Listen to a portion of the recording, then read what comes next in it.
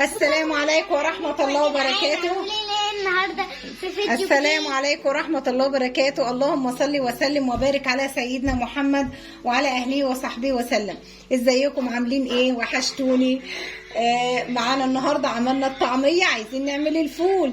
ما هو رمضان يا جماعة، يعني مسمار البطن، يعني الفول اللي هو هنتسحر بيه. طيب دلوقتي في الغلا اللي احنا فيه ده، هتروحي تجيبي الفول من المطعم هيديكي ايه؟ هتجيبي ب5 جنيه ب10 جنيه، هتجيبي شويه بصوا قد ده هم بس كده. طب ياكلوا مين للبيت اللي فيه عيله؟ تعالوا احنا كده، احنا البنات الشاطرين الحلوين والستات برضو اللي على راسنا كلك، تعالوا كده انا جايبه ربع كيلو فول. بصوا ربع كيلو فول من ده مستورد او بلدي زي ما يعجبك. وجبت برضو، يعني انا كنت بصوا يا جماعه، كنت جايبه نص كيلو فول مدشوش للطعميه، خدت منه يا دوبك قد كده، يعني حفان قد كده منه عينته على جنب. وربع كيلو الفول ده انا بعمل صبح لصبح على، يعني مش صبح ان كل يوم، يعني ممكن كل 10 ايام كل 15 يوم اعمل كده، يعني بدل ما اعينه في الفريزر بقى بالشهر والاتنين، وهو عادي ان انت لو عملتيه وانتي، بس انا بحب ان انا ايه، يبقى ايه كل 15 يوم كده جديد في جديد اجيبه واعمله. ما تنسوناش في لايك واشتراك في القناه وتفعلوا الجرس يوصلكم كل فيديوهاتنا الجديده من مطبخ سلوى. النهارده هو اليوم اللي انا عامله فيه فيديو الطعميه، وبرضه هعمل فيه فيديو الفول، بس انا فصلتهم عن بعض لان لقيت الفيديو هيبقى كبير جدا. فتعالوا معانا كده، خلصت الطعميه وجمالها وريحتها الحلوه كده والواحد صايم. تعالوا نخش على مقادير الفول. زي ما قلنا الفول مسمار البطن كده في رمضان. يعني بص، سفرة السحور دي ما تستغناش عن الفول بصراحة. بس احنا عايزين نعمله في بيتنا، نضمن النظافة بتاعته، وهنعمله بطريقة جميلة جدا ومكونات والله بسيطة في كل بيت. يعني زي ما قلت لكم، زي ما نقعت انا الفول بتاع الطعمية، نقعت بالليل برضو الايه، الفول اللي هو المدمس، وخدت يعني يا دوبك. بص لو انت هتجيبي نص كيلو فول من ده، هاتي قصاده منه ايه، يعني مثلا مش هيجي ربع كيلو فول فصوص، يعني ما يجيش ربع كيلو. يعني مثلا الربع كيلو بيبقى 250 جرام، لا انت اعملي مثلا 200 جرام. يعني المهم ان مش هيجي ربع كيلو، بس ده لما بيستوي هو اللي بيديه الصوص التقيل كده وبيبقى جميل قوي. فانا غسلته، يعني بيته في ميه وكل شويه اغير عليه الميه، وصفيته دلوقتي. ومعايا رز ومعايا عدس. انا مش حاطه لا طماطم ولا بصل ولا توم ولا ليمون ولا اي حاجه من دي. ليه؟ انا بصراحه انا عايزه فول. الحاجات دي بتاخد الفول لحته تانية. هتقولي السنه اللي فاتت عملتيها كده، بس انا لقيت طرق تانية حبيت اجدد وحسيت ان هو كده احلى، فقلنا نعمل كده. ايه المشكله؟ هنتنينا نتعلم كده لغايه ما نموت. معايا بقى يا جماعه، عشان مش هحط صلصه ولا هحط اي حاجه، عايزه حاجه تدي اللون الاحمر. معايا ده بنجر، انا مش مكتره قوي عشان العيال يعني زفت قوي عندي في الاكل. انت بقى تبع البنجر، مع ان البنجر ده له فوايد تحفه تحفه تحفه. انا خدت حته كده من ايه، يعني ربع راس كده صغيره، ماشي. ومعايا القدره، معاكي حله، ايه اللي متوفر عندك. يعني انا عملته السنه اللي فاتت في الحله ستانلس لو انتوا فاكرين. ممكن لو حله حلوه ومحكمه الغلق هتعملي فيها، عندك قدره هتعملي فيها، مش هنقف على حاجه على فكره. يعني اهو بصوا، انا نقع الفول من بالليل. انا كل ما في الامر ان انا مش عايزه والله اخلي الفيديو طويل. يعني اهم حاجه هتعملي حاجه زي كده، انقعي الفول قبلها بليله، بيبقى يعني بيديكي نتيجه احلى وما ياخدش سوا كتير على النار. يعني الفول لما تنقعيه مش هياخد سوا كتير على النار. تمام اهو. هنبتدي بقى ننزل بيه كده اهو.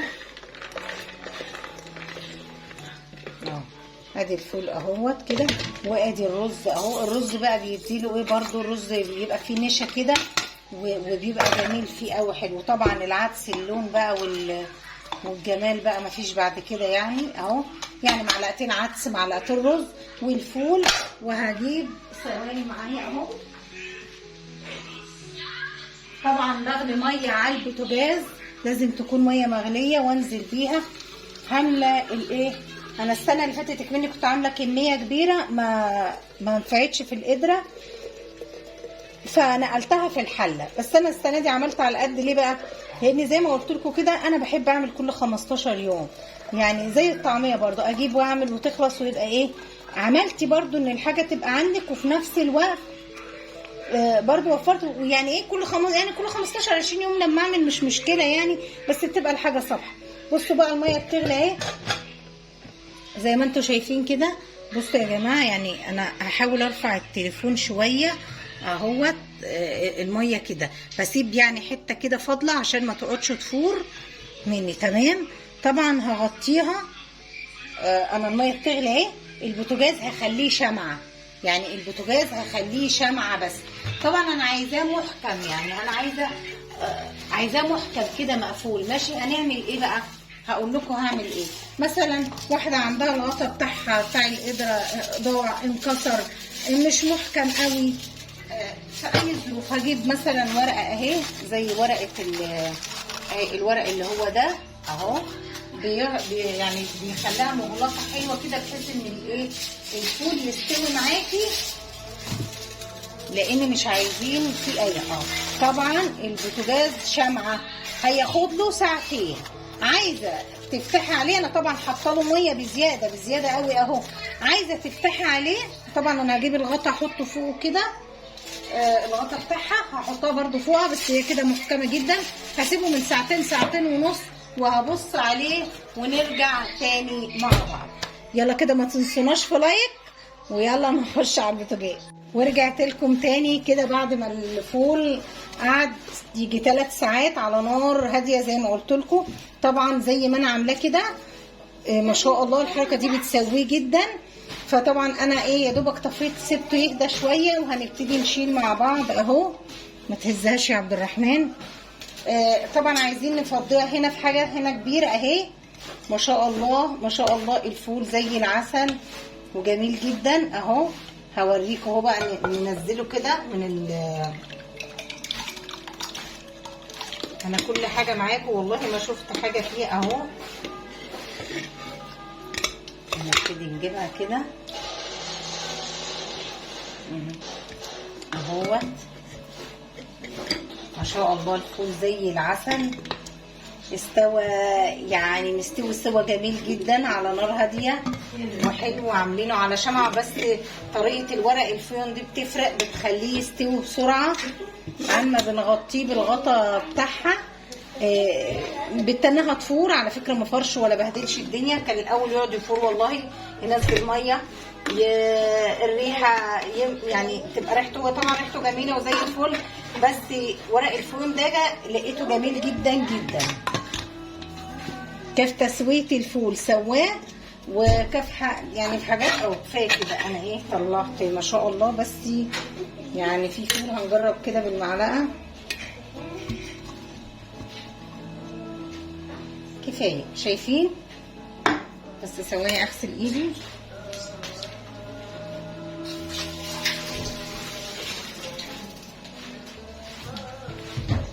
ما شاء الله الفول زي العسل زي ما انتم شايفين اهو. بصوا بقى بس يا مصطفى، بصوا ما شاء الله كهرمان وسخن طبعا اهو بيطلع. شوفوا ما شاء الله شايفين استوى.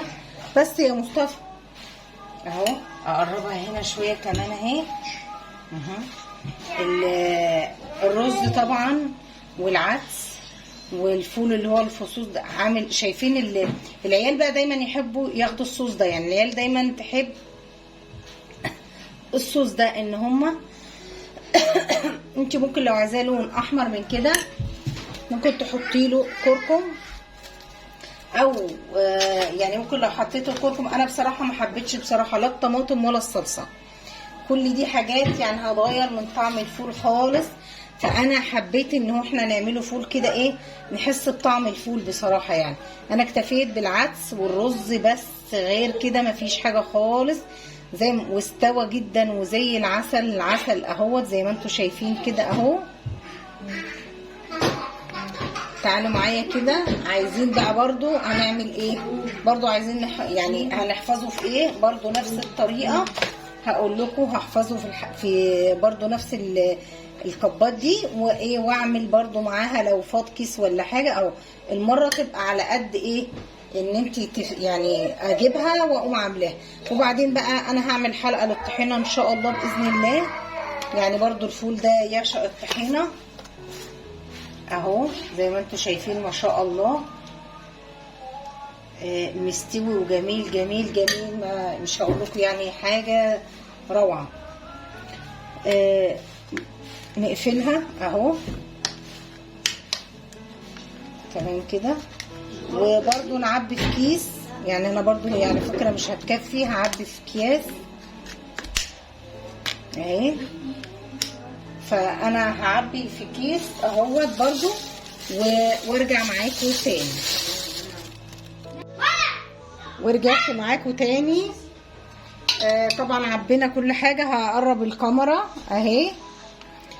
طبعا معانا الفول اهو زي ما انتم شايفين الجمال والله العظيم، يعني ما شاء الله مستوي جدا جدا اهو زي ما انتم شايفين كده. هنبتدي بقى ايه، لو انت مثلا عندك بقى ايه دقه كده ولا صلصه، هتبتدي بقى تحطي عليه كده اهو. نبتدي بقى زيت زيتون من عندك، زيت ذره زي ما انت عايزه اهو. ده طبق الفول الاساسي في سحور رمضان. طبعا الطحينه، بس انا بصراحه لسه هعمل الطحينه ان شاء الله، هصورها وهنزلها لكم ان شاء الله. عملنا كده الطعميه وعملنا ادي الفول. والله العظيم يعني جايبه نص كيلو ونص كيلو، نص كيلو فول مدمس ونص فول دشي اللي هو الفول اللي هو متقشر. طبعا خدت منه شويه للفول المدمس، والباقي عملت الطعميه. عملنا اجمل فلافل. وما شاء الله زي ما انا بوريكم طريقه الحفظ ازاي. برضو الكبات دي جميله جدا في حفظها في الحاجه في الفريزر، ما بتاخدش مكان، بتبقى احسن. وبرضو الكيس لو انت عايز، انا وريتك برضو حطيت في الكيس وحطيت في دولت. انا دايما بجيبهم ان تخزين اي حاجه، صوصات اي حاجه، بيبقوا جمال جدا، ما ياخدوش مكان وشكلهم حلو كده، والغطا بتاعهم محكم، الحاجه ما تلقطش. وادي اجمل طبق فول لسحور رمضان. كل سنه وانتم طيبين، يا رب يعود عليكم الايام بخير على الأمة المسلمة جميعا يا رب. يعود علينا بالخير واليمن والبركات. ما تنسوناش في لايك واشتراك في القناة وتفعلوا الجرس يوصلكم كل فيديوهاتنا الجديدة من مطبخ سلوى. السلام عليكم ورحمة الله وبركاته.